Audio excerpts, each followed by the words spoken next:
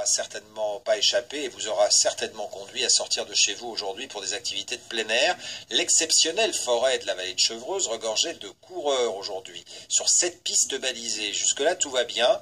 Si un petit plaisantin n'avait pas eu la fâcheuse idée de bouleverser les panneaux. Reportage à Bures-sur-Yvette dans l'Essonne de Cécile Magne et Colette Zagaroli. Ils partirent pour 15 km, mais par des chemins retors, ils en firent bien plus avant d'arriver à Bonport. Et la voiture, elle est là. Impeccable. On a fait un peu Ces sportifs venus de Versailles ont découvert le parcours trail de Bures-sur-Yvette et ses particularités déroutantes. Très beau parcours, très bien balisé. D'abord, je dis ce qui est bien, mais effectivement, on arrive à se perdre quand même. Pourquoi? Parce que parfois, les panneaux sont déplacés.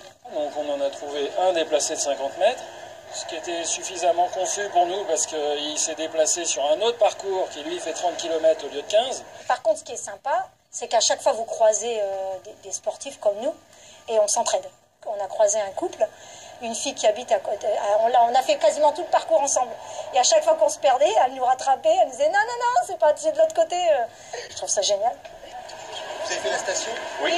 Le maire de la ville, à l'initiative du projet Trail, est tout aussi désorienté. Il y avait des balises qui manquaient? Oui. Alors nous, on a un peu galéré au début, effectivement. Ouais. La galère, cette piste semée d'embûches, des panneaux dérobés, déplacés, dévissés, déracinés. Mais qui est le vandale de la boussole? Si je le savais, ça nous aiderait bien. Si les coureurs ou si quelqu'un de la mairie tombe dessus, ça va barder sur son matricule. Nous avons déposé plainte parce que ça ne peut pas continuer comme ça pendant longtemps. Le commissariat des Ulysses est chargé de l'enquête, mais chaque scout, chaque randonneur est suspect. Un indice peut-être, ces graffitis, 42 000 €, le coût de l'installation. Les brouilleurs de piste pourraient donc être des opposants politiques.